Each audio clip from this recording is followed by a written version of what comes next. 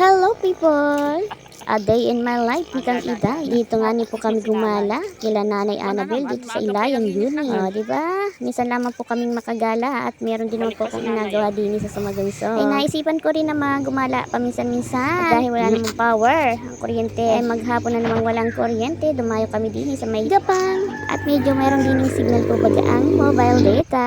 Ay dito sa Sumagunso, ay bakit naman makawala bagang signal? Dahil mag-aga pa po yan, ay kami gumala papunta din ni kina Ate Bel. Kasama namin dyan si Nanay Annabel. Aba, ay natao po kami at ano ba talaga makakain dyan ate at nang kami makapanlamunan charit. O adi, nilabasan kami ni Ate Bel baga dyan. Sinalubong kami na ang ulam daw nila ay inihaw na tuyo at saka may egg. O di baga, sarap naman yan kasi kami kumain na. Nagdodok-dok naman kami bayaan naman Ate Bel dyan. Charot.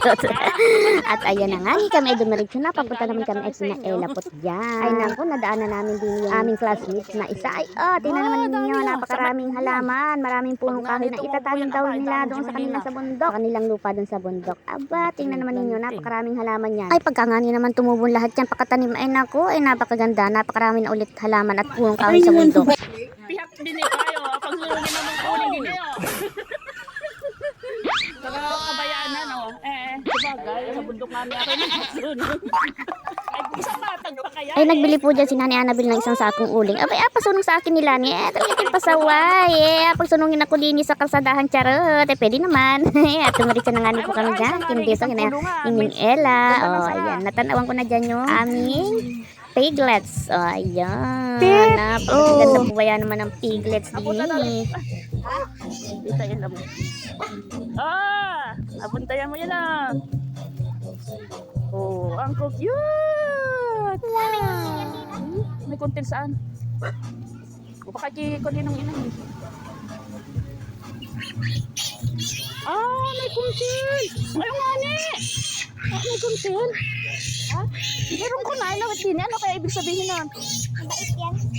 Pero yung dalawang may konti na bakit. Naliligaw rin isa. Naliligaw. Uy, magaganda ang balahibo, pirabati. Magaganda ang mga balahibo niya, Ila. Malakihin ito. Ayan na nga ni po, bagong panganak kanina. Ay, kaninang madaling araw po siguro yan ang anak ko kagabi. Charot. Kaya rin nabot na ng umaga si Ella sa pagbantay po dyan. At ako nga niya dito naman sa kabilang kulungan nagtingin. At ito po ay malapit ng iwalay. Ito ay naunang nanganak. Ay napakagaganda rin po. Thank you Lord sa blessing. Thanks, sining Ella. Napakagaling mong mag-alaga. Ayan, nakabili na nga ni po dyan si Ella ng kanilang pang-ulam na isda. At kinamaya-mayaan po ay umuwi na rin kami kila Nanay Annabel. At doon kami pakarating naman ay pinaghandaan kami ng merienda ni Nanay. Di ba naman? Nagmerienda kami ng pandesal na may cheese at pinalaman na namin ng tapos pinatimplahan na ni Nanay yung isa dyang cup noodles. Di siyempre dyan na dumating si Raray at mamamalingke. Charot. At naging merienda na rin siyempre. Ayan. Saka daw sibuyas bawang. Dito na kayo. Namamalingke si Raray.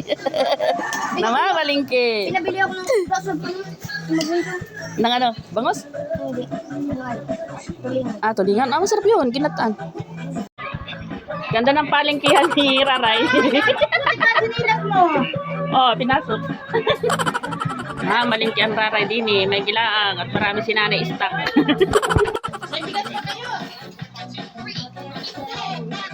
Maraming bigas yan si Ate Bel. Maraming bigas yan si Ate. Di ba ganawan? May nanay po kuya gawin ganyan. Alam na. Magdala na daw. Hindi na magpabalik-balik. Isan ka pa? Kami nga ni po ay met maya ang kain. Makabusog pa yung makain na naman. May ahayin na naman si Nanay. Charot. Yan. At tagtanghalian kami dyan. Hindi ko na na-video. At kami ay naligo na rin dyan. Nakiligo na po at libre ang tubig dyan. Ako. At nga ni, mga apo ni Nanay Annabel kay Ella po. Ang pinaparino na at kumuha naman ng mangga. Aming mangga ni Nanay. At tapos ng hapon nga di pa. Abay, nakaidip kami ng counter. Pagising namin na may pansit din na si Nanay. Kami pinagmerienda ng tinapay at pansit. Ayan, hanggang dito na lang po ang video ko at talagang nalubat na ang cellphone ko niya. Thank you for watching. Follow for more. Bye bye. Pwede pang pa-like and share naman dyan.